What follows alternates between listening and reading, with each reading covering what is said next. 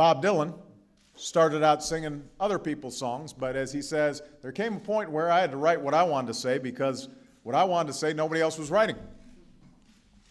So born in Hibbing, Minnesota, a town, he says, where you couldn't be a rebel, it was too cold. Bob moved to New York at age 19. By the time he was 23, Bob's voice, with its weight, its unique gravelly power, was redefining not just what music sounded like, but the message it carried and how it made people feel. Today, everybody from Bruce Springsteen to U2 owes Bob a debt of gratitude. There is not a bigger giant in the history of American music. All these years later, he's still chasing that sound, still searching for a little bit of truth, and I have to say that I am a really big fan. Bob Dylan. Come on, Bob.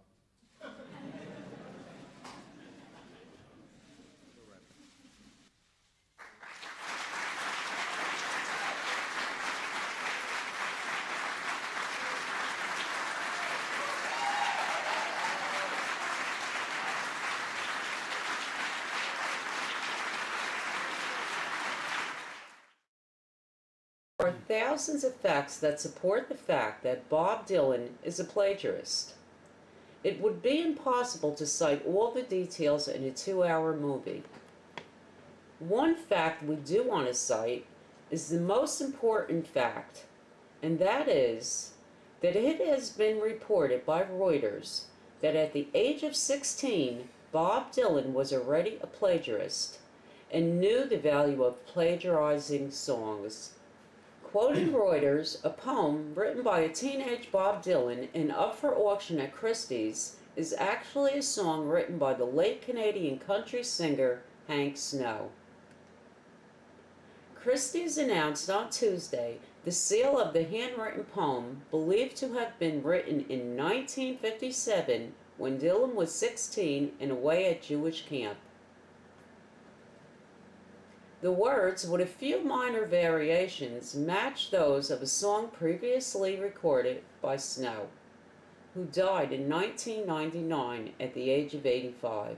Christie's said in a statement, "Additional information has come to our attention about the handwritten poem submitted by Bob Dylan to his camp newspaper, written when he was 16, entitled Little Buddy.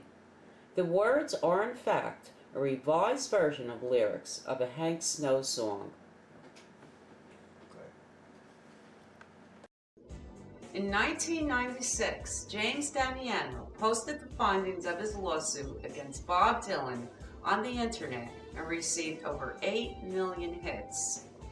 It was at this time that Bob Dylan's musical works were called into question, and the origin of his songs started to be scrutinized by critics.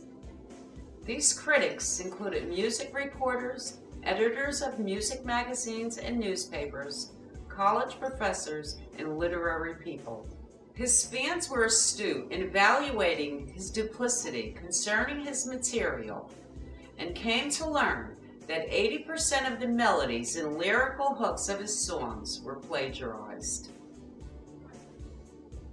These songs included Blowing in the Wind, Like a Rolling Stone, The Times Are A-Changin', Hard Rain's Gonna Fall, Knocking on Heaven's Door, Rita Mae, and many more, including his Grammy-nominated hit, Dignity.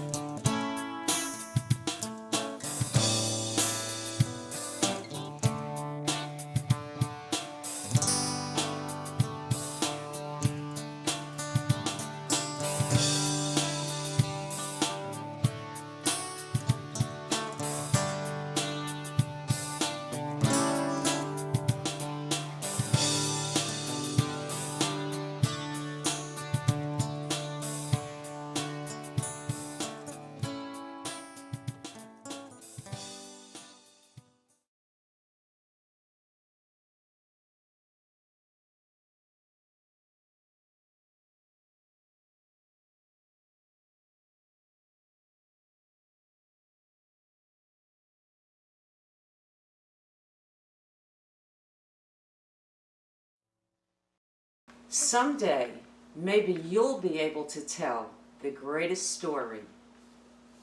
Say the greatest line. Give the greatest performance. Find the greatest find.